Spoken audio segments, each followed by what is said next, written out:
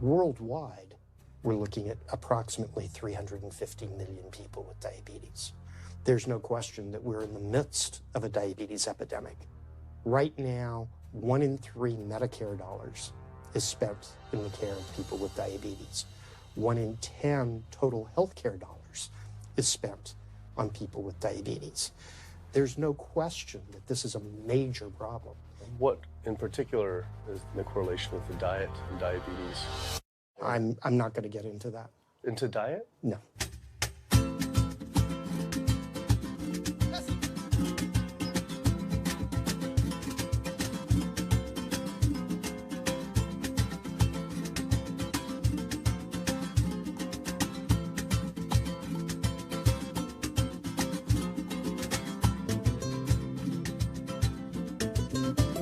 My name's Kip. I'm a filmmaker from San Francisco and I have a confession to make. I'm a recovering hypochondriac.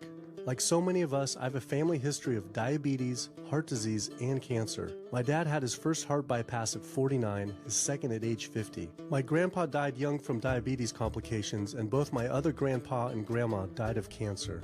I was always paranoid that I would also get one of these diseases. Like any good hypochondriac, WebMD Symptoms Checker was essentially my browser's homepage. Even in my teens, I took Metamucil every day and a daily aspirin. I read all the latest self-diagnosis books. I ate every multivitamin I could get my hands on, and I was obsessed with bodily functions. I followed all the large health organizations' recommendations for preventing disease. I exercise regularly, don't smoke, don't drink soda, get enough sleep, reduce stress, and grew up eating what I thought was a healthy diet. Until... World Health Organization this morning has classified processed meat such as bacon and sausage as carcinogenic, directly involved in causing cancer in humans. Processed meat is clearly linked to an increase in cancer. Hot dogs or bacon could be just as dangerous as smoking cigarettes. The World Health Organization had looked at over 800 studies from 10 different countries, finding a direct link to consuming processed meat and cancer. Just one serving of deli meats daily increases your risks of colorectal cancer by 18%. I had no idea that what we ate affected cancer rates, but I never felt like I had eaten a lot of processed meats until I realized that processed meat includes hot dogs, bacon, sausage, salami, ham, pepperoni, cold cuts, and deli slices, basically everything I grew up eating. The World Health Organization classifies processed meat as a Group 1 carcinogen, the same group as cigarettes, asbestos, and plutonium, and classifies red meat as a Group 2 carcinogen. Was this like I had essentially been smoking my entire childhood? If processed meats are labeled the same as cigarettes, how is it even legal for kids to be eating this way? I thought this was new information, but many of these studies have been around for 50 years. I couldn't believe I'd been eating processed meats virtually my entire life and was just now finding out how dangerous they are. Why hadn't I been hearing about it from the American Cancer Society, the largest cancer group in the nation? When I went on their website, I was shocked to see that none of this information was featured on their homepage. But even more shocking, on their Eat Healthy page, they actually encouraged eating Group 1 carcinogenic foods like processed turkey and canned meats. This is after the World Health Organization reviewed over 800 studies definitively linking processed meat to cancer. Thank you for calling your American Cancer Society. My name is Sam. I'm a cancer information specialist. How may I help you today? Hi, I was calling because I was wondering why you all recommend people to eat processed meat on your website, which the World Health Organization has classified as a Group 1 carcinogen, which is in the same class as tobacco smoking, asbestos, and plutonium. This would be like a lung association having a how to roll your own cigarette section on their website. It's kind of the same thing. But let me just place you on a brief hold because He wasn't able to answer my questions and said someone would get back with me. I had always been concerned about cancer because both my grandma and grandpa died of cancer. I wondered if things would have been different had they known the link between diet and this terrible disease. In the US, 1 out of every 4 deaths is from cancer. Oh, sweet. American Cancer Society rep confirmed an interview this week. So we just went in for the interview with the American Cancer Society rep, and the security guard said there's no interview scheduled. So I went into my phone, and it turns out last night, after I told her that the interview is going to be about the correlation between diet and cancer, she said she could no longer do the interview. After repeated emails asking why she was declining my interview to simply talk about diet and cancer, she stopped responding altogether. Why would an American Cancer Society rep not want to talk about this? I was, however, able to connect with a growing movement of doctors who are willing to talk about the link between the standard American diet and disease. And it goes beyond just cancer. I took my old trusty van, Super Blue, once again out on the road.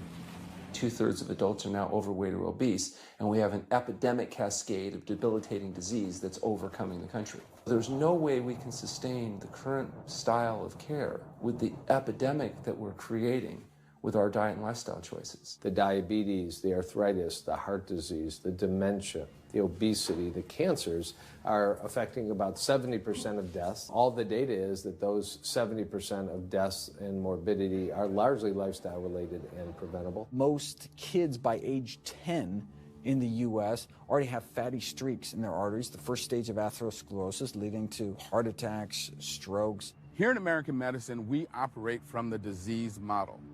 We are in the business of treating sick people. We are not in the business of trying to prevent people from becoming sick. When you look at chronic disease risk, all the things that we walk around worrying about, actually dietary choices trump smoking when it comes to those risks. If I could deliver one message to the researchers who are looking for the cause of diabetes and the cause of clogged arteries and the cause of high blood pressure and the cause of obesity, I would tell them the answer's in 3 words.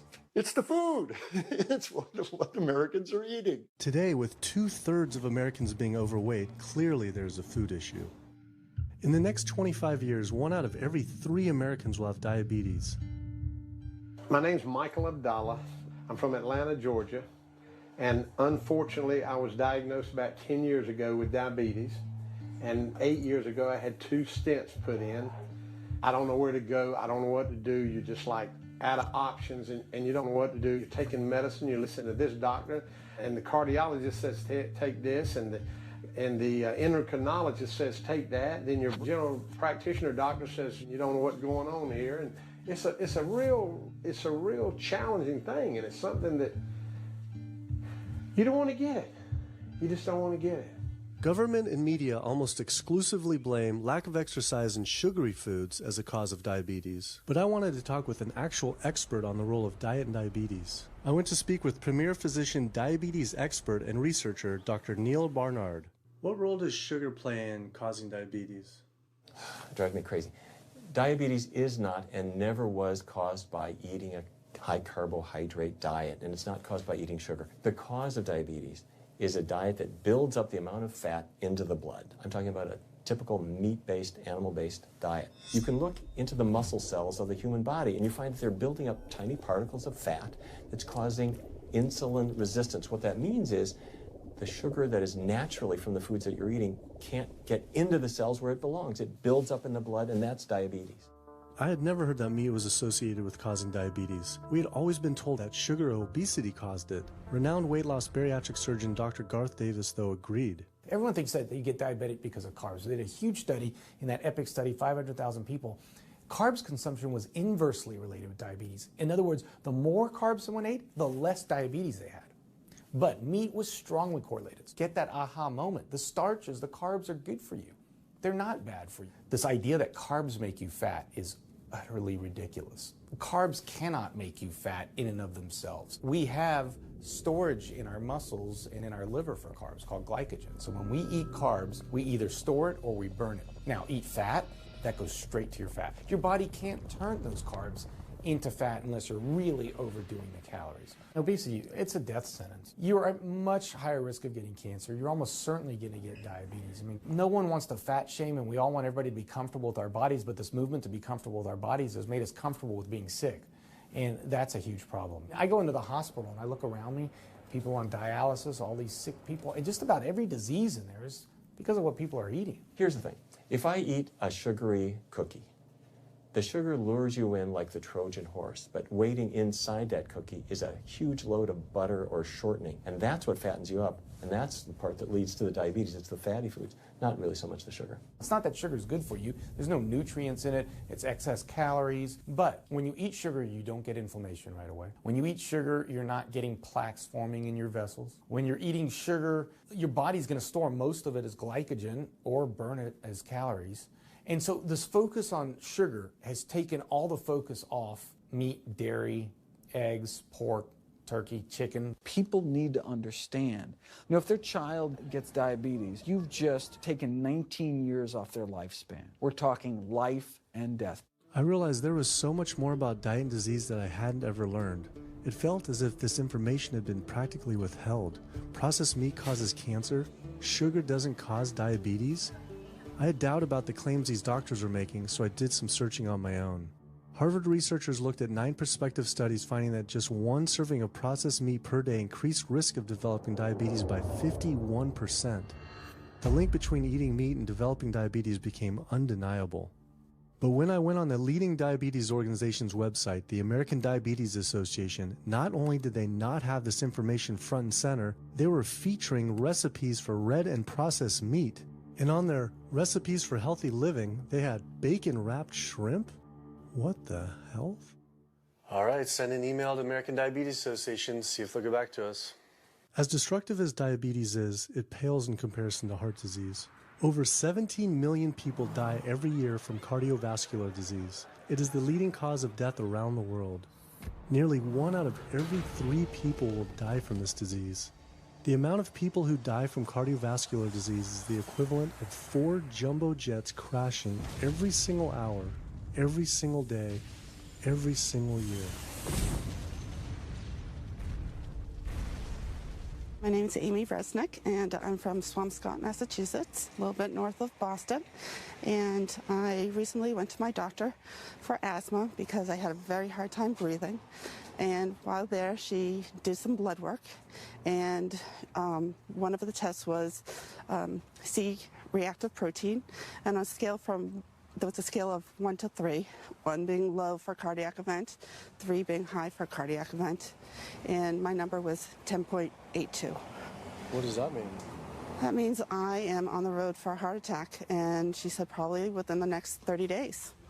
30 days? 30 days, if I'm going the way I was going.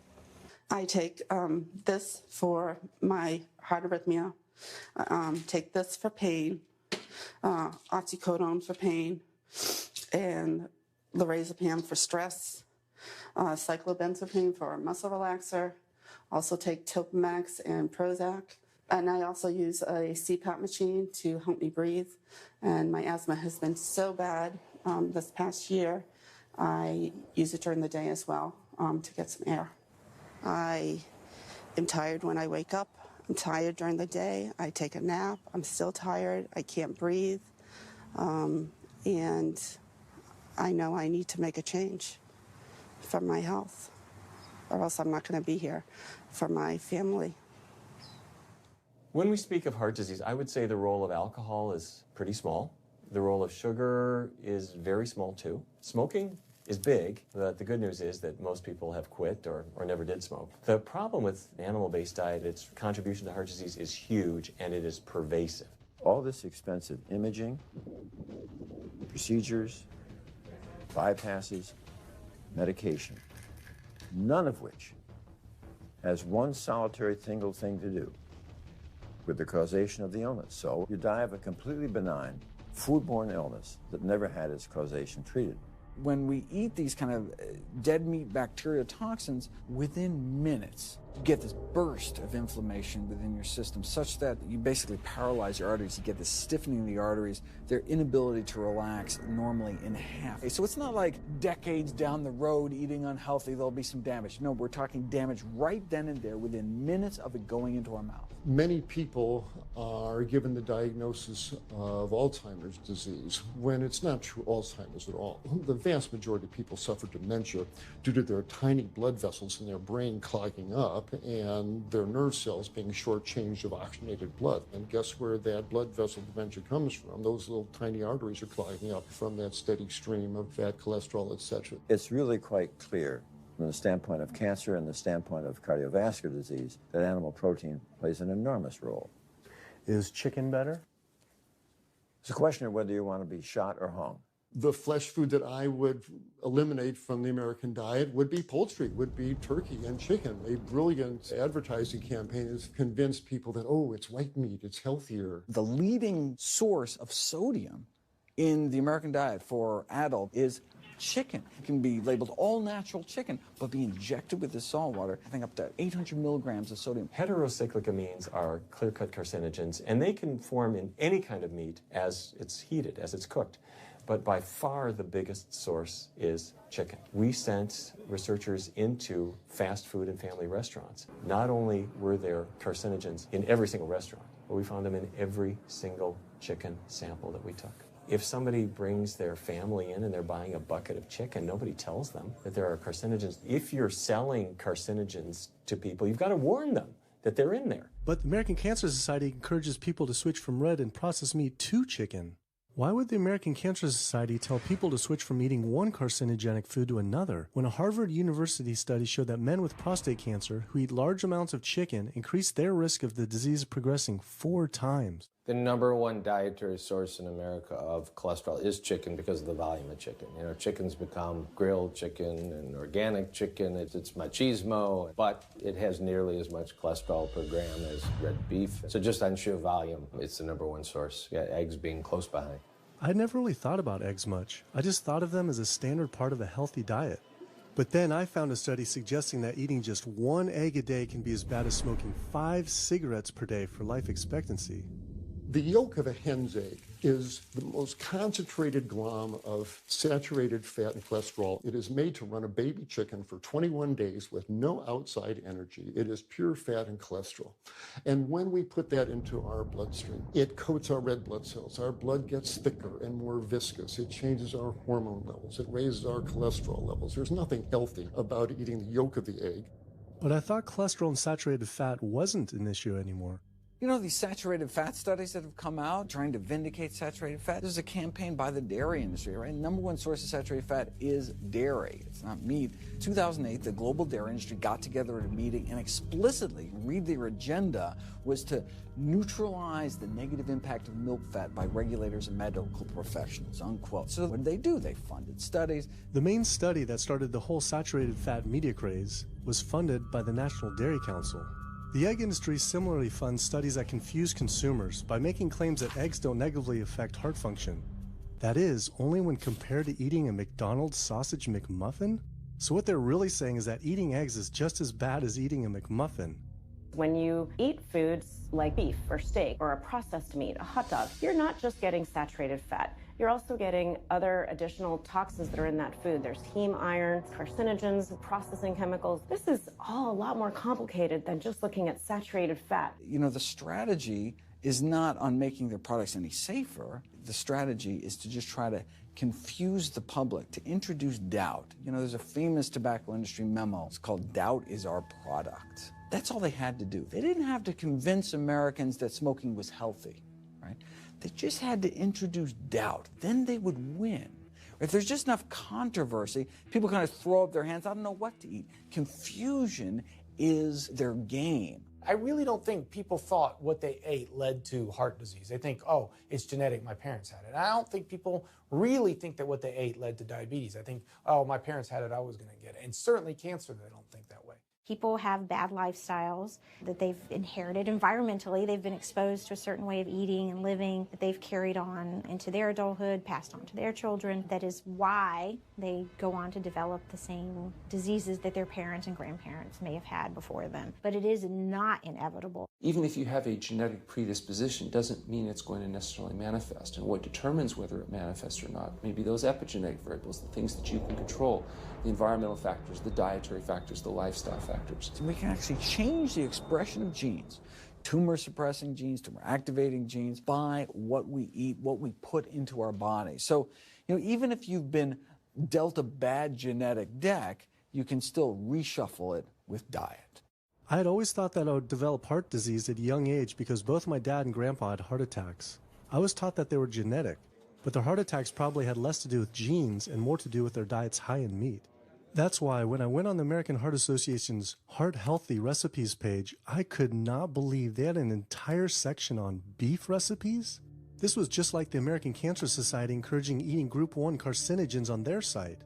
Meatloaf, pork loin, steak on your recipe list? Are you kidding me? It's like this menu is trying to give people heart attacks. At your website, we noticed Heart Healthy Recipes, and we were kind of bewildered by why there's a bunch of recipes on, a whole section on beef recipes, and there's also a section on egg recipes when there's such a strong link between beef, red meat, and heart disease. I honestly don't know because I don't do that, I guess. That's not what I do. Another organization rep that wasn't able to answer my questions, but he said that he'd have someone get in touch shortly. I was, however, able to talk to the president of the American College of Cardiology, Dr. Kim Williams. So the American College of Cardiology is a 47,000 member and growing organization with a dedicated mission to reduce heart disease and to improve patients' lives. And if you look at the incidence of hypertension and diabetes and mortality in men, they actually get reduced as you go higher and higher in terms of how much you restrict animal products. What about fish? So fish is a little different. You've got the 4 worries, which is PCBs, mercury, saturated fat, and cholesterol. And the cholesterol is all over the place. You can hit tuna in water, that'll be almost less than a glass of milk, to salmon or tilapia, which is higher than a pork chop. If you look objectively at fish, what you find is they've become essentially mercury sponges. And that's why in many parts of the country they warn you, don't have more than so many of these fish a week because it's getting too much mercury can kill you. Fish are eaten by bigger fish who are eaten by bigger fish, and these pesticides and herbicides bioaccumulate in the fish flesh. And these big fish, including the salmon, which people think is the healthiest fish, truth is the amount of pesticides and herbicides in the flesh of these fish are shocking, and they have estrogenic and cancer-promoting properties in them. They'll say, well, but don't sardines have less concentration of toxic waste product than other ones? Something being less toxic doesn't make it healthy. It just makes it less toxic. Farmed fish is by no means healthier. All the antibiotics that these animals have to be fed, similar to chickens and turkeys kept in confinement. These fish get infections. They get fungal infections. They get bacterial infections. You've got to feed them antifungals, antibiotics, and these substances accumulate in the fish flesh as well. I always knew that pollution was bad for our health, but I had never thought about the environmental pollutants affecting food. Dioxins, being the most toxic man-made chemicals known to science, cause all sorts of things. They cause endometriosis, they cause cancers, they cause endocrine disruption problems. Most of your exposure, 93% of it, comes from eating meat and dairy products because it climbs up in the food chain so effectively. So you can get exposed to living near these incinerators and breathing it, but it'll take you 14 years to breathe in as much dioxin as a cow will ingest by eating the grass in one day. And that dioxin will accumulate in its fat, which includes the milk and the meat, and anyone eating meat or dairy products is going to get that dose of dioxin, so it climbs up the food chain every step. Men have no way in their bodies to get rid of dioxins, but women have 2 ways. They're both involving having a baby. One is that dioxin crosses the placenta into the growing infant, and the other is that it comes out from the breast milk. So if you have a meat and dairy consuming mother breastfeeding that infant, then the highest impacts of toxic exposure like mercury and dioxins will go to that infant. Pregnant women are told, oh, certain types of fish should be avoided. But what about all these other animal products which are introducing, imagine as the fetus is developing, introducing these very harmful toxins which create reproductive abnormalities, developmental problems, and hormonal issues right as the child is developing, the most critical stage of development. It does make you worry when people say, don't you want to have a little bit of milk because you're pregnant? Don't you want to have some fish because you're pregnant? Who do you think is going to get the chemicals that are in that? All these environmental toxins and toxins from the feed that they're being fed accumulate in their tissues and are released into the mother and unfortunately to the child when you eat these products when you're pregnant. So this includes antibiotics, hormones, steroids in animal feed. Commercial animals are largely fed GMO corn and soy, which are very laden in pesticides. PCBs have been banned since the 70s, but they persist in the environment. Dioxins, all of these compounds can create hormonal, reproductive, developmental damage as well. Eating organic beef, poultry, pork, or fish will not help you avoid contaminants like mercury, like dioxins, like strontium-90, because they fall out over all sorts of farm fields and water bodies, and they don't skip over the organic fields. And so really the contaminants are coming in regardless of how these animals are raised. I had always been concerned about the possible health impacts of GMOs, but then found out that most of the world's GMO crops are actually consumed by livestock, with dairy cows consuming the most per animal. This fact, with everything I'd learned about bioaccumulation, made dairy terrifying, especially considering how much cheese I ate in my life. Cheese is an amazing product when you think about it. It's probably one of the single best foods at compromising health that you're going to actually feed to people. Think about it. You've got an animal product, so you've got all the issues of biological concentration. You have a highly processed food product, and not only does it have naturally a lot of saturated fat, but you put a lot of salt into it. There's a strong link between dairy foods and autoimmune diseases, and so that can show itself up as excessive production of mucus and exacerbation of asthma in kids who are prone to that, and even adults. And also there's an association between dairy foods and multiple sclerosis and type 1 diabetes, which is an autoimmune disease, and other rheumatologic problems. Cow's milk is baby calf growth fluid. That's what the stuff is. There's absolutely no child or human on earth who actually needs the milk of a cow any more than they need the milk of a giraffe or a mouse. Most people in the world are lactose intolerant. I mean, that's the normal state of affairs. Why would your body create this enzyme to digest lactose after weaning, after infancy? It doesn't make any sense. 73% of African Americans are lactose intolerant, 95% of Asians, roughly 70% of Native Americans, and about 53% of Hispanic Americans are lactose intolerant. Our government is encouraging Americans of color to eat foods that it knows is going to make them ill. Ultimately, what that boils down to is the government is telling me as an African American to eat food that's going to make me ill for no health benefit so that it will benefit dairy farmers. And that's a form of institutionalized racism. Yeah, milk is a risky food for human consumption. As a pediatrician, I see on a daily basis children suffering from conditions that are linked or associated to dairy consumption, such as eczema, acne, constipation, acid reflux, iron deficiency, anemia. Cow's milk protein is the most allergenic food. People say, well, no, I want hormone-free, not injected with bovine growth hormone. But milk is this hormonal fluid, so it's just packed with sex hormones and natural sex steroid hormones like estrogen, progesterone. In fact, doesn't matter if it's conventional milk, doesn't matter if it's organic milk. Milk without hormones, that's an oxymoron. Organic dairy has just as much saturated fat and cholesterol and galactose and all the things that you don't want as conventional dairy. Dairy products in general have a lot of other products associated with it, not the least of which is pus. I mean, they actually have laws limiting how much pus you can actually have in a milk and still sell it. I believe it's like 750,000 pus cells per cc. Because, I mean, you wouldn't want too much pus and it would be like pure pus. People might object. In fact, you could think of cheese as kind of coagulated cow pus, if you would. But I was always told that we need milk for strong bones. I'm Jane Chapman, and not too long ago, finally got some x-rays of the hips and back.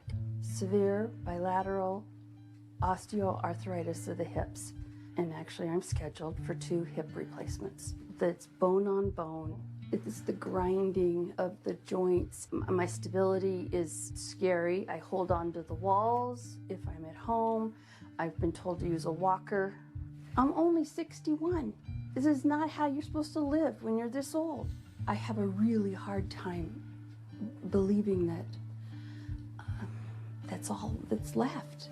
Researchers have studied bone development in kids and whether they get stress fractures and that kind of thing. And the kids who drink the most milk have 0 protection. Milk does not build strong bones. Harvard researchers have looked at a large group of older women. Over an 18-year period, the milk drinkers had 0 protection from fractures. So this old notion that somehow milk is going to build strong bones or protect your bones later in life, it's a myth. People that drink milk have higher rates of hip fractures, have more cancer, and live shorter lives. It turns out that countries with the highest dairy consumption also have the highest rates of osteoporosis, so clearly drinking more milk doesn't protect your bones. Doing more research, I found that dairy was linked to many different types of cancer as well.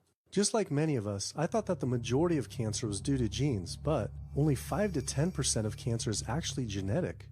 Any cancer is caused by a DNA mutation, but that's not enough. So that can cause that first cancer cell, but one cancer cell never killed anyone. 2 cancer cells never killed anyone. But 1 billion cancer cells, now we're running into problems. So we need to reduce the growth factors in our body, like IGF-1. Insulin-like growth factor 1 is this cancer-promoting growth hormone involved in every stage of cancer cell growth and spread and metastases.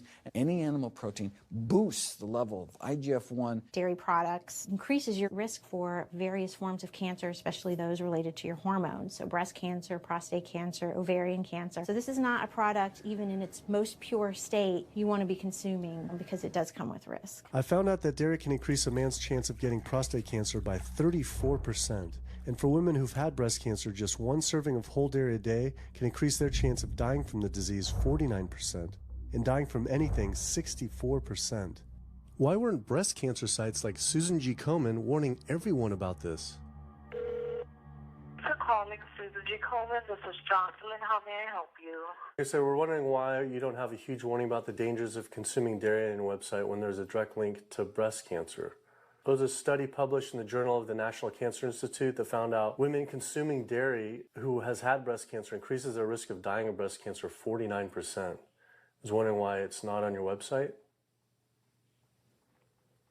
We cannot answer these types of questions. Once again, another health organization rep saying someone else would have to answer my question. Rather than risk being stood up again, I went straight to the local Susan G. Komen chapter to see if they would answer my questions.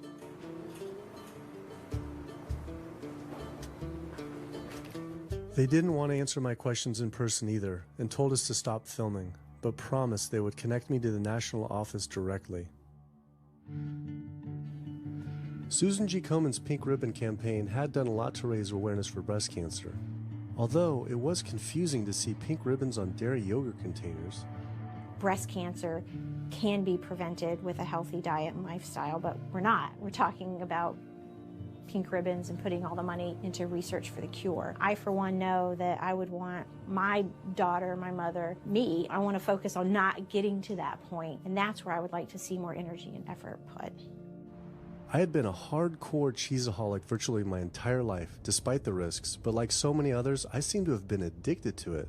It turns out that the casein protein, that's the main protein in dairy products, and particularly in cheese, it breaks apart in the human digestion to create what are called casomorphins, casein-derived, morphine-like compounds that go to the brain, and they attach to the very same receptor that heroin attaches to. Don't get me wrong, they're not as strong as that, but they are strong enough to make you come back again and again and again, despite the fact that you're gaining weight, you're more unhealthy than you've ever been, but that cheese just calls out to people. Casomorphin may play a role in SIDS, and sudden infant death syndrome, may play a role in autism. This is one of the reasons why we don't want infants drinking milk from cows. Human breast milk has 2.7 grams of casein per liter, compared to 26 grams per liter for cow's milk. That's practically 10 times more. No wonder it's so addictive. This talk about addiction made me think about all the drugs animals are fed. I went to the headquarters of the Center for Food and Safety, the nation's leading FDA government watchdog group, to see how concerned we need to be about drugs in our food. So that we know of, there are at least 450 different drugs that are administered to animals, either alone or in combination. These drugs are given to animals for a variety of reasons, very, very few of which are actually beneficial to consumer health. We've got drug companies that work real hard to make sure they can sell lots of drugs to people raising cows, pigs, and chickens. The pharmaceutical industry sells 80% of all the antibiotics that it makes in the United States to animal agriculture. Antibiotic residues are found in meat, other antimicrobials are found in meat, there has been ractopamine found in meat, there's been hormones found in meat. So right there you're talking about 4 different drugs. It could be, in the same piece of meat. The pharmaceutical company is supposed to show the safety of animal drugs. They're not really testing to see what the impacts of these drugs are on humans. They're really looking to see what the impacts of these drugs are on animals. When we try to get information on some of the health studies and the environmental studies, from federal agencies, we get back page after page of blacked out information because the company claimed confidential business information. Consumers have no idea what is in the products that they consume. So how sick something makes me and how bad it pollutes the environment is a secret for a company. In the animal agriculture industry, as in the tobacco industry, these companies really have a vested interest in making sure that the public doesn't have information about their effects and what risks are really posed to consuming them.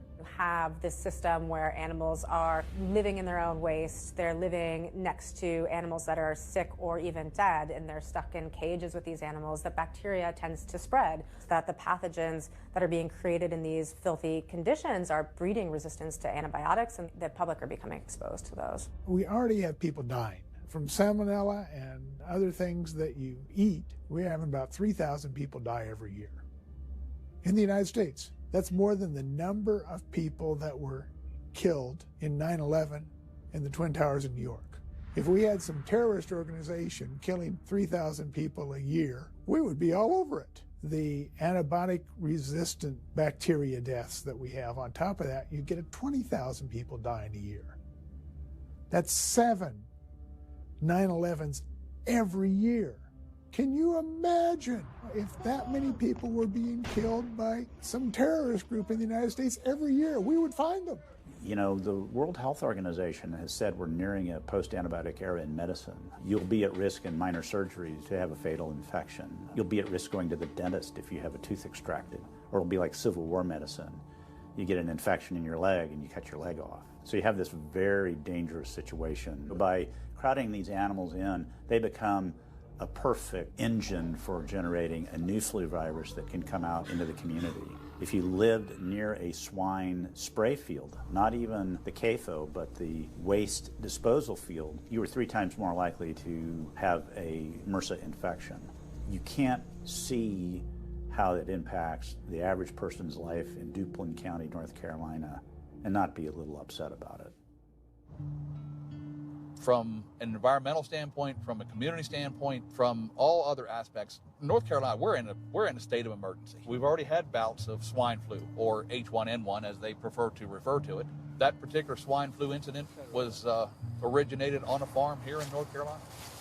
There's approximately the same number of hogs in North Carolina as there are people. Between 8 to 10 times the amount of feces is produced by a hog, an adult hog, as compared to an adult human.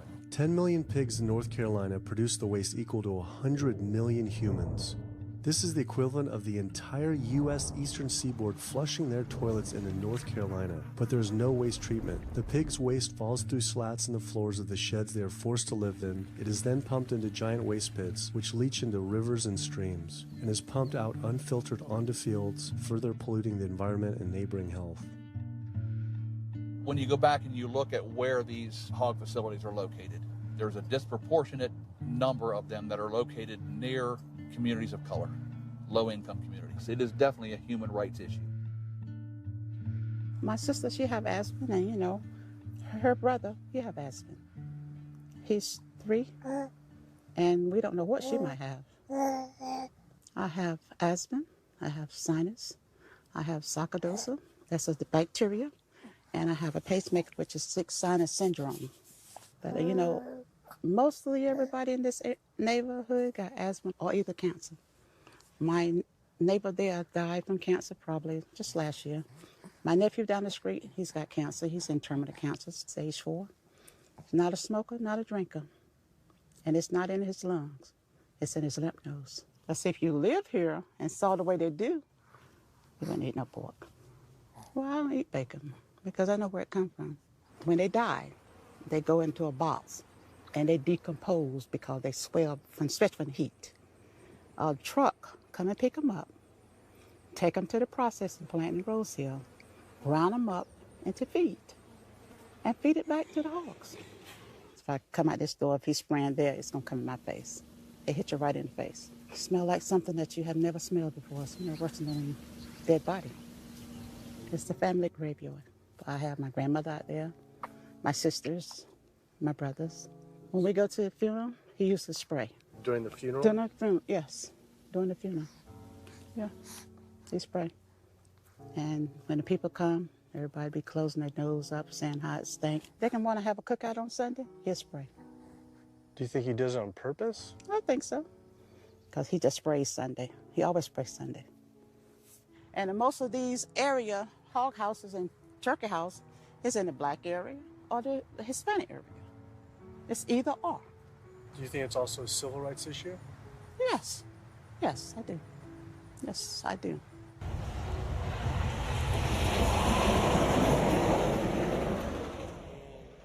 There have been times in the past that I have gotten ready on the Sunday, gotten ready to go to church and come out, and the smell was so strong that I had to go back and regroup because it got in my clothes and I just couldn't go to church smelling like hogs, you know. I just couldn't do it. So I don't think the government cares. They care more about cooperation than do people, individuals. And they're going to keep on, they're going to put more chickens in this state. This is the feast season. You're in capital of the world right here in North Carolina. My state. Look, there's a blue line stream right here come into my property almost, and the Kentucky Creek right here. I've seen that blue line stream now filled with feces and urine from that hog pen, and they can say, well, we feed the world. They're not interested in feeding the world. They're interested in making money. You take the money away from them, they'll let the folks starve. Because if you want to feed the world, you can feed the world with more corn, using corn and wheat and stuff like that, and you can meat. Meat is a luxury item. When we're doing things that hurt other people, we're wrong. But a lot of good people will sit there and eat bacon knowing that it's causing someone else to be very unhappy. I woke up the next morning to find the Burden River had experienced another massive fish kill from the pollution running off hog farms. Tens of thousands of fish were washing up on shore. All this talk about health, I realized that I was only focused on personal health. But health started to mean so much more to me. It was about health of my family and our communities. I couldn't under good conscience support an industry that I knew was harming others. Pollution from animal agriculture isn't just an issue in North Carolina, though. Raising animals for food produces more greenhouse gases than the entire transportation sector. It is a leading cause of rainforest destruction, species extinction, ocean dead zones, and freshwater consumption.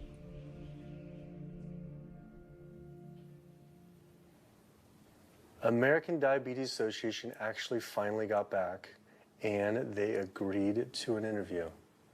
Preparing for their American Diabetes Association interview, I took a look at their diabetes diet and meal plan recommendations, and they were loaded with foods associated with causing diabetes. How could they expect people not to get diabetes if this was the food they were recommending?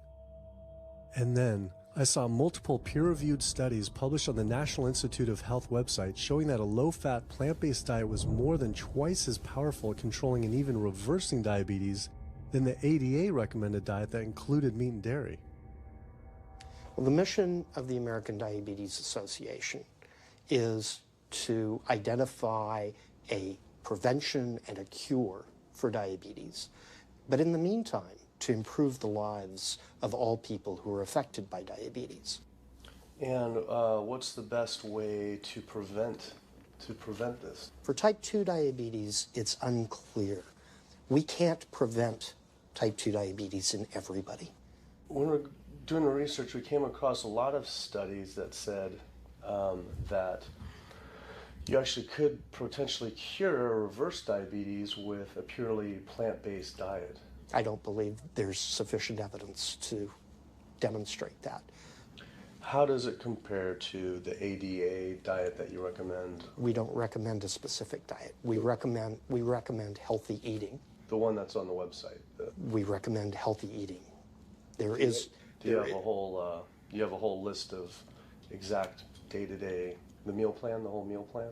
All they are selections of foods to consider. We do not have a diabetes diet. But with that selections, that you consider that plan compared to a plant-based plan? No one's done that study. We found actually some studies that a 74-week study found that low-fat vegan diet versus the ADA plan in type 2. I think we're done here. I'm not going to get into an argument about. Oh no, I was just wanting the studies of if this is true or if it shows that. Any diet works. Any diet works if people follow it. But if it's a diet that's not the proper diet, like if anyone follows a diet that they eat I can't tell you what a proper diet is. I can tell you what an improper diet is. So then we can talk about the good diets. I'm not sure why. I'm not going to get into that. Into diet? No.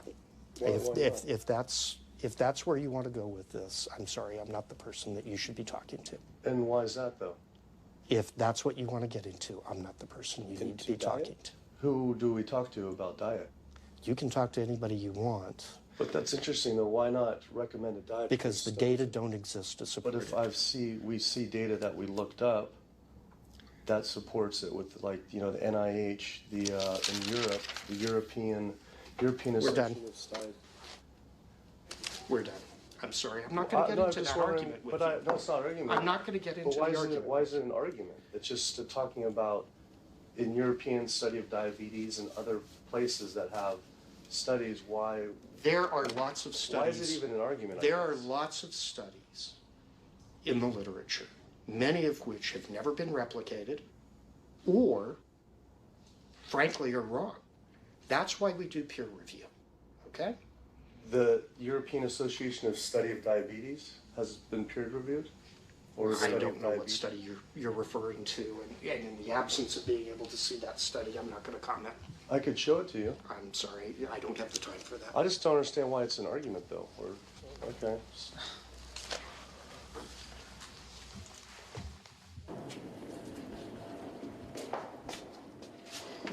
That was interesting. What he wanted to talk about was people living longer with diabetes. But once you mention eliminating diabetes or prevention, oh, whoa, now you cross the line. Prevention and cure, whoa, let's not go there. Not only did Dr. Ratner, the chief medical officer of the American Diabetes Association, not want to talk about diet, but the fact that he had such an emotional reaction to my question made it feel I was digging into something that he didn't want uncovered. I had always thought there was no prevention for type 1 diabetes, but then I did research and came across countless studies referencing the link between exposure to dairy at a young age and type 1 diabetes. I mean, this is a food made for baby cows. Cow milk protein gets into the bloodstream, and the body says, hey, this isn't supposed to be in the bloodstream. It makes antibodies to the cow milk protein, which then attack the pancreas and destroy the pancreas. How is this possible that ADA wouldn't have this forefront on their website? Why wouldn't they be warning all parents about this, even if there were only a slight chance? Why were they recommending people to actually eat these foods linked to diabetes? It seemed all of the large health organizations were encouraging people to eat the very foods linked to the diseases they're supposed to be fighting against. American Heart Association promoting beef, American Cancer Society promoting processed meat, pink ribbons on dairy products, and bacon-wrapped shrimp on American Diabetes Association. And then it all came together. What if?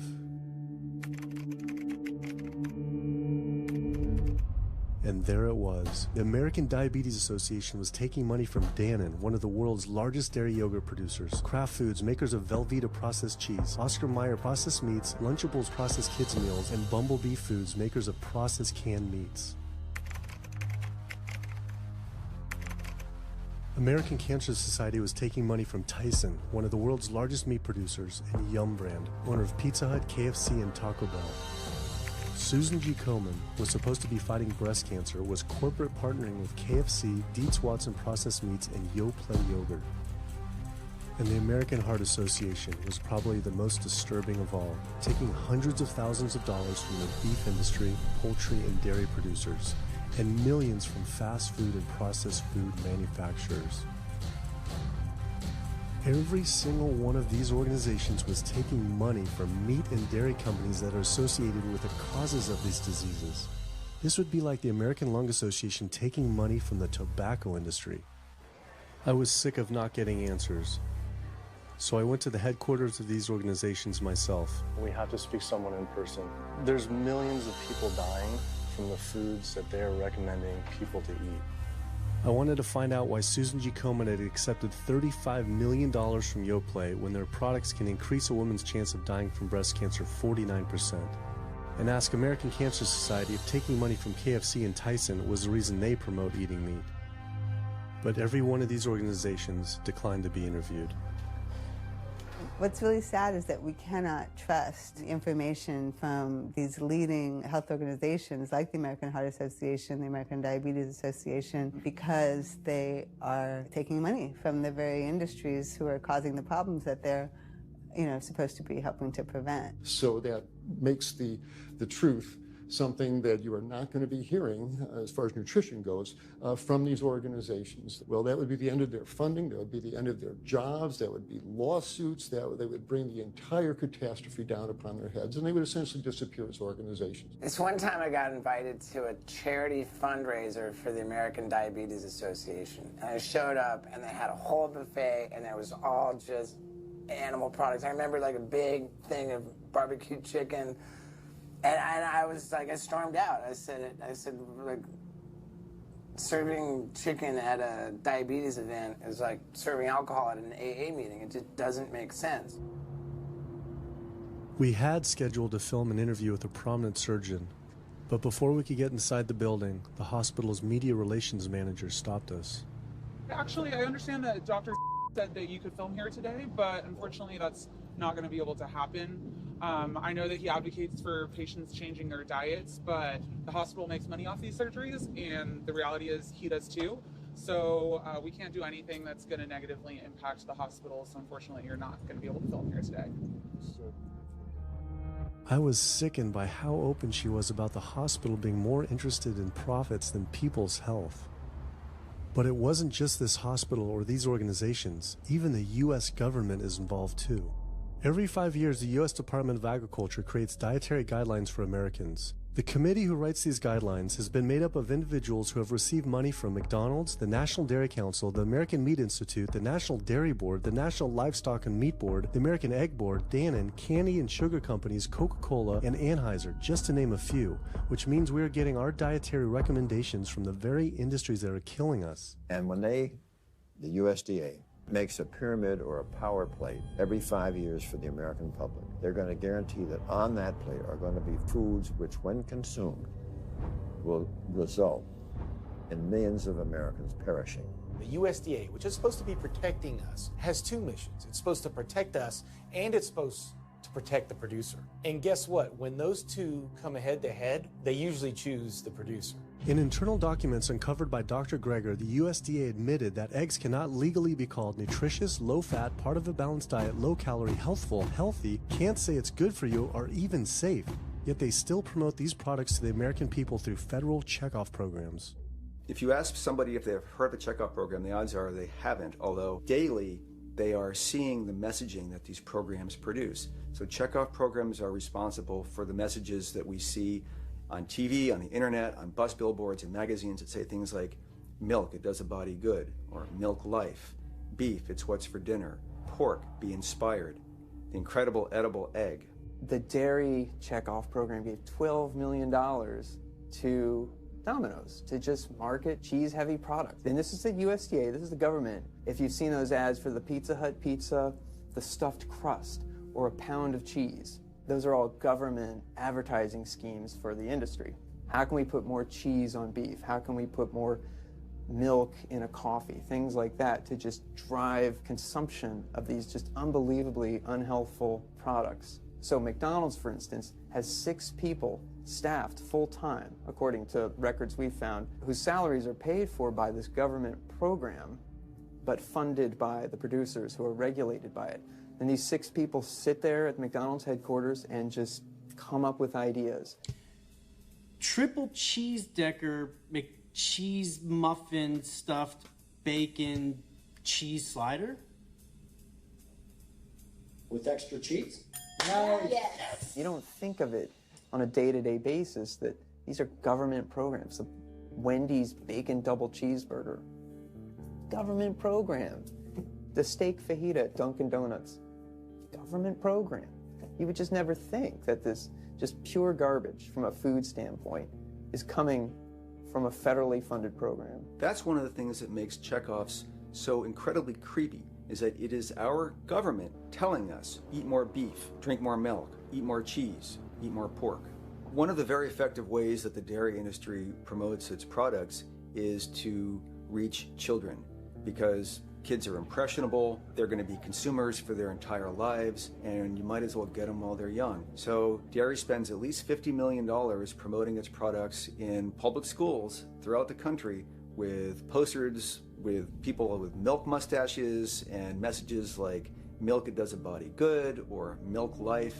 Targeting young people, right? The tobacco industry had to keep replacing their customers who are dying with new customers. The meat industry knows they have to target young people. That's why we have these foods in schools and marketing messages at a younger and younger age for kids to get hooked on all the wrong kinds of foods. So there's all kinds of parallels. School districts where processed meats are all over the place. Maybe it's going to be bacon on the menu, sausage, hot dogs, or a pepperoni pizza. Any of those things are processed meats, and those are pretty much the worst of the worst with a direct link to colon cancer. And yet you have every day in the schools meal items with processed meats. If the Surgeon General puts warning labels on tobacco because of their cancer risk, why aren't the same warning labels on meat?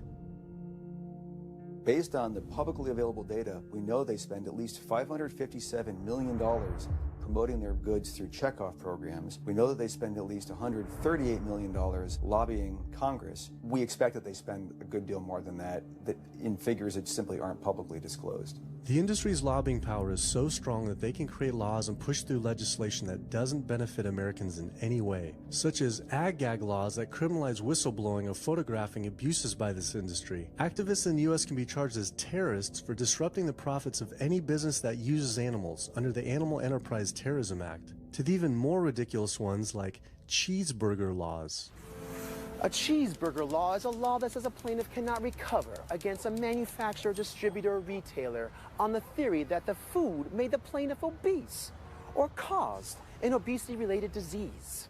Cheeseburger laws are a direct response to a problem that the tobacco industry has had. Big Tobacco has paid $400 billion to state Medicaid programs. Cheeseburger laws proponents say, we don't want to see the same kind of thing happen to the meat and dairy industries. The fact that these laws are based on a model template called the Common Sense Consumption Act is actually ironic, because what they're saying is you, the consumer, should have the common sense to know that our food is bad for you. I've often typified the meat industry to people who maybe don't understand its power and reach, as it's got all the money of big tobacco and big pharma, and it has the personality of the National Rifle Association. So any little thing that comes up, man, they beat it to death. Robert Martin wasn't exaggerating. When the profits of the egg industry were threatened by egg alternative company Hampton Creek Foods, extremely disturbing emails were uncovered by Ryan Shapiro and Jeffrey Light. We uncovered documents demonstrating the American Egg Board considers Hampton Creek, quote, a crisis and major threat to the future of the American egg industry. The American Egg Board considers a successful egg replacer company to be such a threat that they joke on their government email addresses about murdering the CEO. In internal government emails with the heads of the egg industry, they suggest having the CEO of Hampton Creek, Josh Tetrick, murdered, including a menacing email from the executive director of the American Egg Board.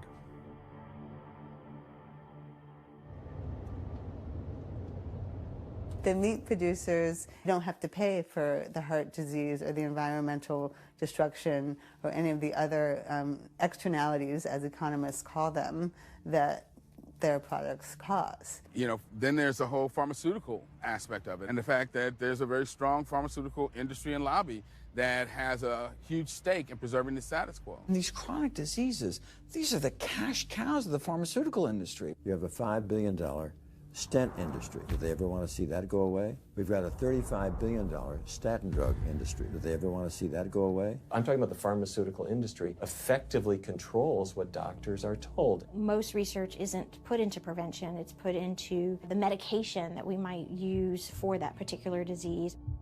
I'm on 2 different high blood pressure medicines, 6 asthma type medicines, even after 4 years of shots. And then another medicine to help take care of side effects from some of those medicines.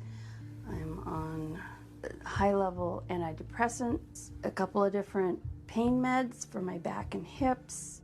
I'm taking about 16 drugs, not counting the insulin in the morning.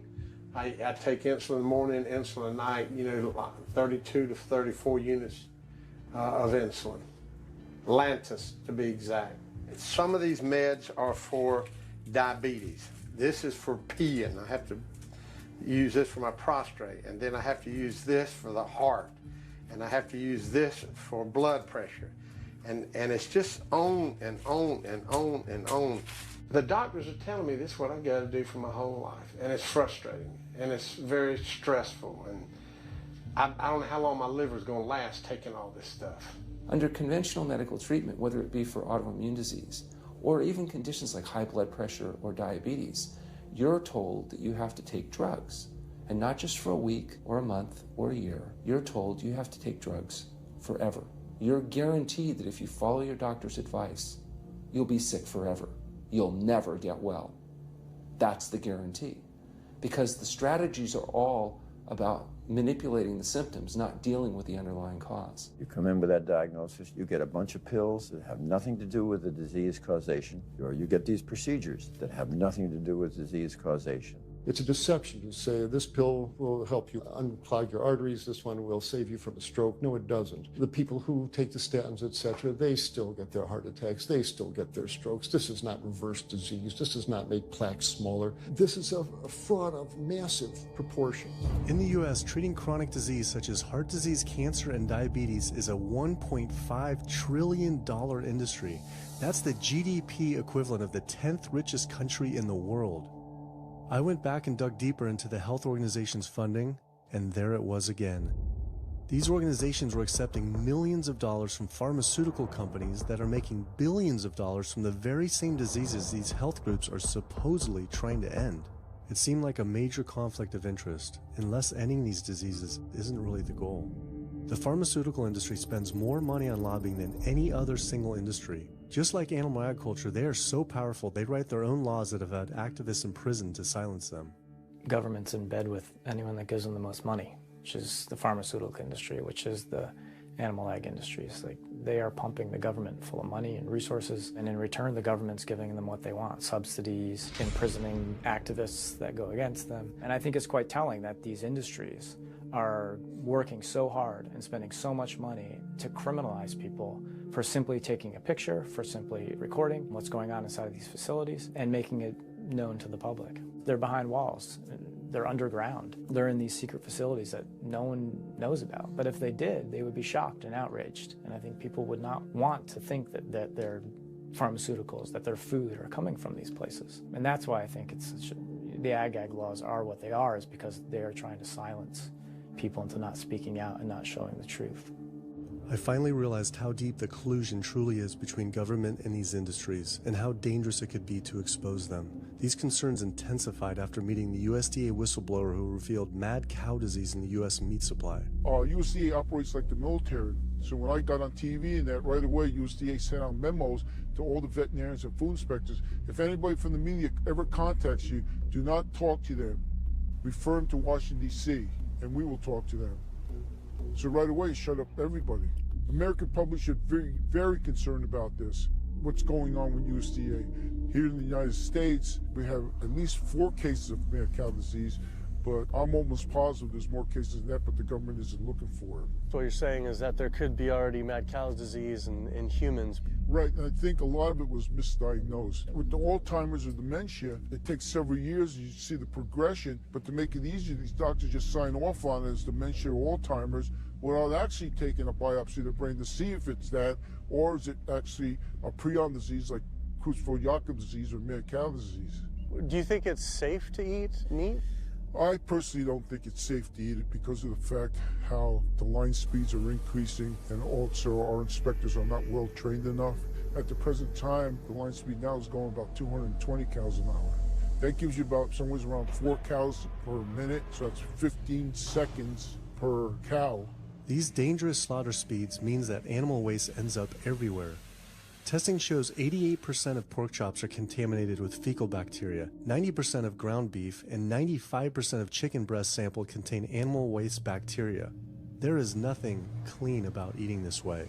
But it just isn't waste, it's also pus-filled infections. You can see there's a bump or some kind of abscess underneath the hide. Most of the time when the hide's pulled off, Either that will open up the abscess and the pus will come out, or if it's deep-seated, when the inspectors are doing their work or the company employees, they might stick their knife into an abscess and it explodes all over the place. I had heard enough. I was utterly disgusted by the corruption, the greed, the disease, and the abuse I was learning about. The very animals we were killing us and the planet. But so many people eat meat and dairy every day of their lives, and we are so concerned about getting enough protein. Do we have to eat meat to get complete protein? Oh my God. Oh my God. You want me to jump off this building, don't you? No. Well, first of all protein is made by plants. I'll state that again for the record. All protein is initially made by plants, all of it. And it is not necessary to eat animal tissue in order to get protein. Only plants have the ability to actually take nitrogen from the air, break those molecules apart, and incorporate that nitrogen into amino acids and then make protein. Any protein you get from an animal is simply recycled plant protein. If you ate a diet that was calorically adequate, and even things like brown rice and broccoli, and you got enough of it, you'd get enough both quantity and quality of protein. 2,000 calories of brown rice and broccoli is going to be about 80 grams of protein a day, including the essential amino acids that you need in order to maintain optimum health. I mean, grains are loaded with protein. Beans are loaded with protein. Vegetables are loaded with protein. You really want to get your protein from plants because plant proteins have a much more beneficial effect on our physiology. The funny thing about protein is most Americans get about twice the amount they need. Most Americans get less than half the amount of fiber they need. But the conversation tends to always be about protein. So in my mind, it's just this magical marketing campaign that protein has taken on over the decades. The question is not where do you get your protein, it's where do you get your fiber? I have never in my professional career seen a protein deficiency. I've never seen someone come in eating normal amounts of calories and they're protein deficient. You just don't see that. So human milk has the lowest protein content ever in any species ever tested. I mean, that's the fluid that's been designed by evolution over millions of years. And that's just like the perfect food for human babies, right? Perfect food, lowest protein content any other mammal. And so it gives a sense of kind of protein requirements for food. Anything. So look, then rat milk, ape milk, donkey milk, any milk has ever been tested. And you hear this a lot in bodybuilders. They're like, well, I need, chicken, or I need fish to be, to be strong, to build muscle tissue. That is utter nonsense. The largest, strongest terrestrial animals on the planet are all herbivores. The biggest, strongest animals are all herbivores. When we bring in people and they're on meaty diets and we transition them to a plant-based diet, we always track what they're eating. Their vitamin intake goes up. Their nutrition overall goes up, dramatically better. And these same people might worry in advance, will I get the nutrition that I need on a plant-based diet? The fact is, you're not getting the nutrition you need on a meat-based diet, and you're going to get dramatically better nutrition on a plant-based diet. For an average-sized guy like myself, I need about 56 grams of protein a day. That's optimum. Probably I really need 30 to 40 grams a day. Diets that are really high in these protein create diabetes, create heart disease, create cancer, create the diseases that I'm treating on a daily basis. But this is the opposite of what all the high-protein diet fads say. The food you eat determines the bacteria that live in your gut. Well, you eat animal flesh every day. You are summoning up bacteria that eat carnitine. And those bacteria will turn that carnitine into a molecule called trimethylamine. Your liver then turns that into trimethylamine oxide. That's a molecule from hell. That molecule drives cholesterol into the artery walls. And the people who are consuming this flesh-based diet are contributing to plaque building up. They may lose weight on this diet, and that's good. But what's happening inside your arteries, paleo friends? What's happening is that plaque is building up, and these are the folks who drop dead at the gym at 39. Boy, he was lean and he looked really good. But where is that cholesterol going? It's going into your artery walls. So I believe these paleo folks are setting themselves up for an epidemic of clogged arteries, colon cancers, autoimmune diseases. This is not a healthy diet. We are not carnivorous apes. Humans' closest living relatives are chimps, who get 97% of their calories from plants and the remaining 3% mostly from insects. Comparing the anatomy of true omnivores like bears, who eat both meat and plants, to frugivores like primates, who eat almost exclusively plants, the differences are pretty clear. Frugivore teeth have flat molars for chewing plants, where omnivore teeth are serrated for stabbing and tearing flesh. Frugivore jaws can move forward and back and side to side. Omnivore jaws cannot. Omnivores have much stronger stomach acid for digesting meat compared to less acidic stomach acid of frugivores. The intestines of frugivores is 9 times their body length compared to 3 times for omnivores. This is because meat will putrefy in the gut unless it is moved through quickly. If humans were indeed true omnivores, we would need to change our physiology and appearance quite a lot. But we fit every requirement of a frugivore. We may behave like omnivores, but anatomically, we're frugivores. Human beings, unlike bears and raccoons, and to some extent dogs, don't have that mixed anatomy and physiology that you see in the true omnivores, and thus we are not true omnivores. In humans, the canines have become really small and rounded and actually function like accessory incisors. They're utterly useless for ripping and tearing anything other than an envelope. So the idea that the mere presence of the canine somehow means that we're supposed to eat meat is silly. He was right. I always thought my canines were for meat, but what kind of animal could I actually kill and eat raw with these tiny teeth? The thought alone was disgusting. I mean, everybody loves a smoothie made with fruit and even some vegetables, but if you think about putting a fish or a piece of beef in a blender and grinding it up, the thought is absolutely repulsive. All these diseases I had learned about were from eating a diet our body wasn't designed for. What would happen if we started eating a diet our body actually was designed for? The data is crystal clear that you can stop and reverse heart disease with plant-based diets, scientifically shown. I've seen it in my own patients. People who adopt low-fat plant-based diets can actually reverse their heart disease, and that literally means watching the plaque start to go away, something they didn't think could happen. My experience with patients is, and those studies show, that when people adopt a fully plant-based diet, their cholesterol levels plummet within a few days. And if you do blood tests in a couple of weeks, you'll see dramatic improvements. Yes, your numbers are going to look great within a week or two. Your cholesterol can come crashing down. In fact, if you're on medications, your doctor may have to pull off your blood pressure medication so your blood pressure don't drop too low because it can work too good. Like that, the side effect is not having to take drugs. In a groundbreaking study published by Dr. Esselstyn following patients suffering from cardiovascular disease, 99.4% were able to avoid major cardiac events by going plant-based. Because it's not just heart disease. It's hypertension, it's diabetes, it's strokes, it's heart attacks, it's several of the autoimmune diseases, lupus, asthma, GERD, osteoporosis. I mean, there's a multitude of diseases, even rheumatoid arthritis. It can be so dramatic when you see these poor souls with just absolutely crippled with rheumatoid arthritis go plant-based, then they come off their medication. I wanted to follow up with Jane Chapman, who had been suffering from severe osteoarthritis, and I could not believe what I saw after only a few weeks of fasting and changing her diet. So it's so amazing to see like this only a few weeks later. I know. From going from the walker, needing wheelchair assistance at the airport, to strolling down the street, enjoying the fresh air, the sunshine. 2 weeks. It's all it took, 2 weeks to get off all the meds and start to feel the inflammation just kind of drain out of the body, where the movement was much easier.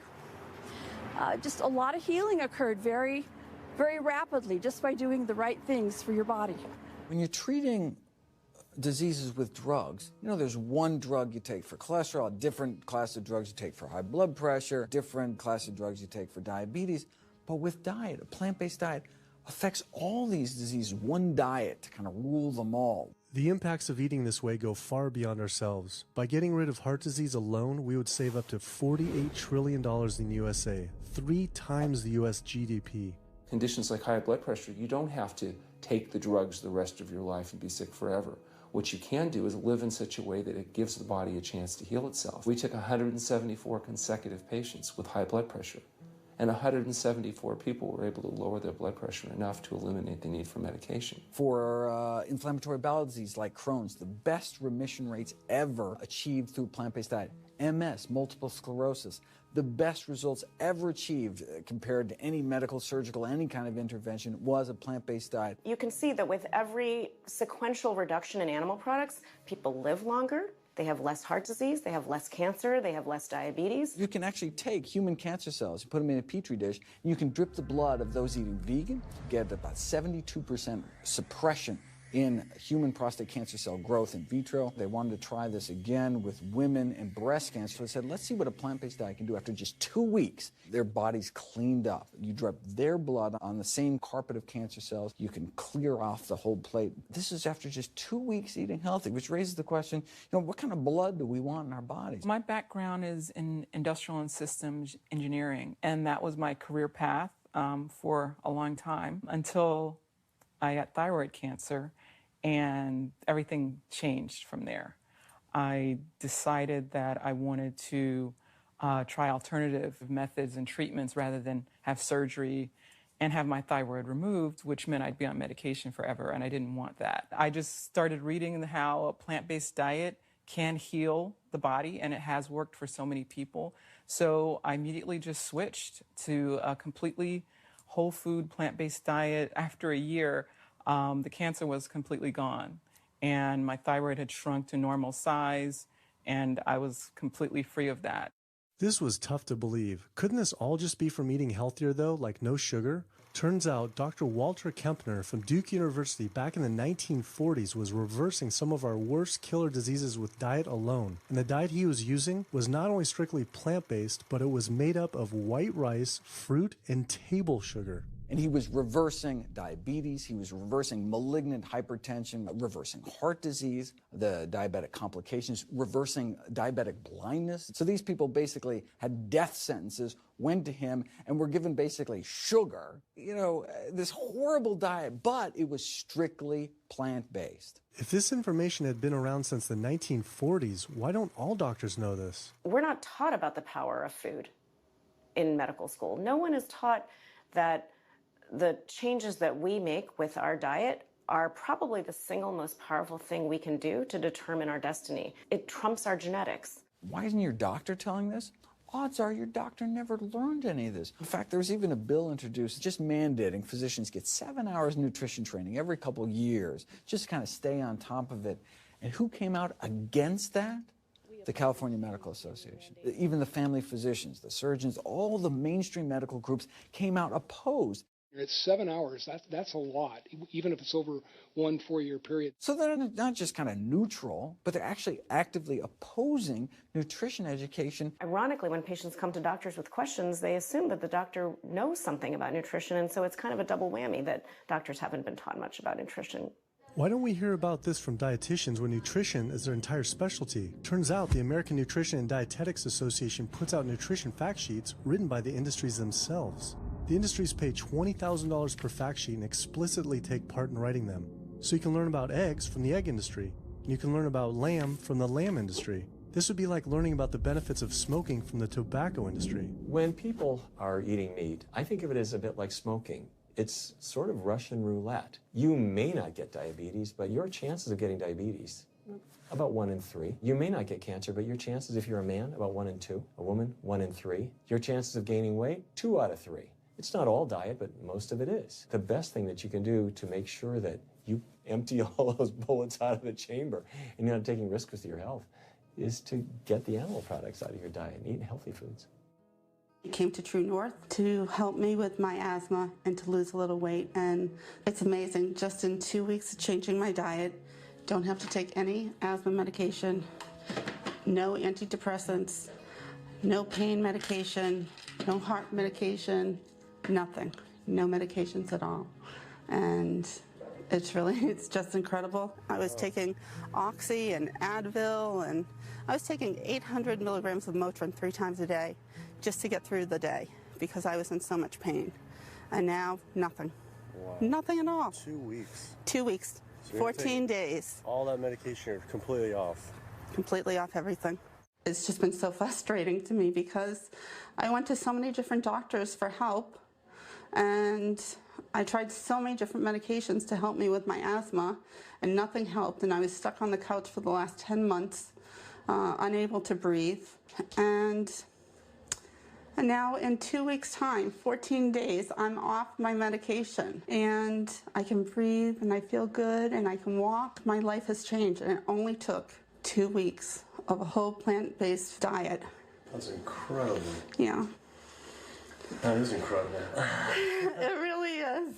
That's amazing. It really is. I feel so blessed and so good and just so happy to be doing this, and I'm hoping that I can be a role model for other people and not be pushy about it, because everyone's going to do it in their own time.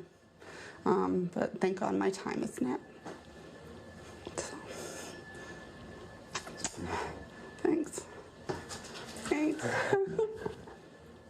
As powerful as Amy's story was, I knew for some, eating 100% plant-based would still seem extreme. I think there's this sense that everything's okay in moderation, right? But we haven't seen that moderation works. There really isn't a study that shows that by eating meat and eggs in moderation, you can actually turn your heart disease around and get better. But I know people who've given up meat and they felt sick. Yeah, it's unlikely that anybody's symptoms are caused by a dead, decaying flesh deficiency. The lack of highly processed animal food products in the diet is not going to be associated with the causal factor about why they're sick. There is going to be a reason why they're not feeling well, but that's not going to be one of them. So I've had people go vegan, and they come back to me, and they're like, I'm hypothyroid, and my doctor says I'm hypothyroid because plant-based diet makes you hypothyroid. I'm like, so what does your doctor tell all his meat eaters that are hypothyroid? Boy, what's an animal flesh or dairy that you can't get in plant-based? Cholesterol, heterocyclic amines, E. coli. You know, if you think about it, there is nothing in an animal-based diet that you can't get in healthier form somewhere else. The only other vitamin is vitamin B12. It's not made by plants, not made by animals either, made by little microbes that blanket the earth. So because the way we live in our sanitized world, unless you're eating bacteria-contaminated foods, we need to get a source of B12 from somewhere. And so the healthiest, cheapest, safest source is to get a vitamin B12 fortified food or vitamin B12 supplement, not to get it from meat and dairy. What about people who say they have to eat meat for their blood type or their genes? I mean, it's like I need meat because I'm a Capricorn, or I need meat because I have an A+ blood. I mean, it's like, what do you say? No one has to eat meat. I mean, there's no vitamin, mineral, nutrient that you can't get from non-animal sources. Valentine's Day, I decided to go vegan and give up all meat, which was never in my thoughts in a million years, but I've heard so much success from people that are vegan. And so I gave up all animal products whatsoever. I've lost 29 pounds. I've been able to cut my meds in half. I've been able to cut my insulin in half. And now I'm going for the moon. I'm going to cut it all out. In the last 6 weeks, we've just had 3 grandchildren. And my ugly face is going to be around to see them graduate from high school and college. I'm going to be here. My mission is to let everybody know you do not have to suffer from diabetes and cancer and heart disease because someone in your family had it or because the doctors are telling you this is what's going to happen. You can take charge of your health and have a positive outcome just like I did. The reason I'm so committed to this is, my grandmother had diabetes, and I didn't know what I know now about healing the body. And if I did, I feel like she could have lived at least a few years longer. And so it's in her honor that I do what I do. Because I could save someone else's grandmother, aunt, uncle, father from that, So I'm excited about getting the message out there. There's a common belief that eating plant-based is expensive. Not at all. It can be done in a very inexpensive way where you buy foods that are in season and you shop in the bulk bins, and that saves a lot of money. You can eliminate a lot of your expenses on your grocery bill by not buying meat and dairy because those things are expensive. Our meal plan for a family of 4 is $25 per person in the family. 2064 is your total. 2064, whoa. That's for an entire week of food. Really? An exploding movement of elite athletes are utilizing vegan diets to heal injuries, speed recovery times, and enhance their performance. Before I was vegan, I was only bench pressing 315 like 5 times. Then after going vegan, I was doing 400, 425, 465. And I was like, oh my God, this is amazing. I'm vegan and I'm bench pressing 465 pounds. This is ridiculous. And as soon as I went vegan, tendinitis started disappearing. My strength in my right arm started coming back. High blood pressure was going down. You can't be strong and be dying on the inside. That's not strong.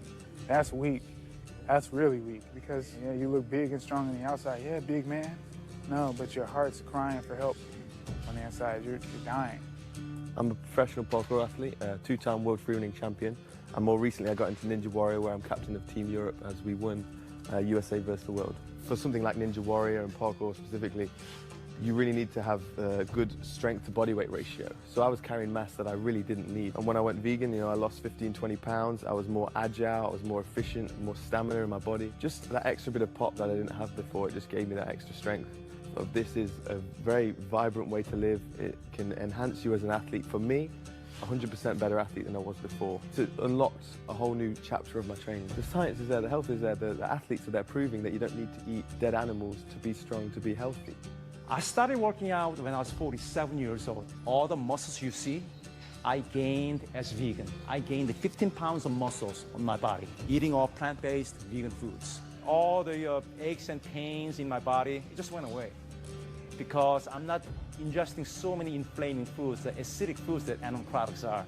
Gorillas, rhinos, and elephants, they all get their muscles and strength from eating plants. That's what I do.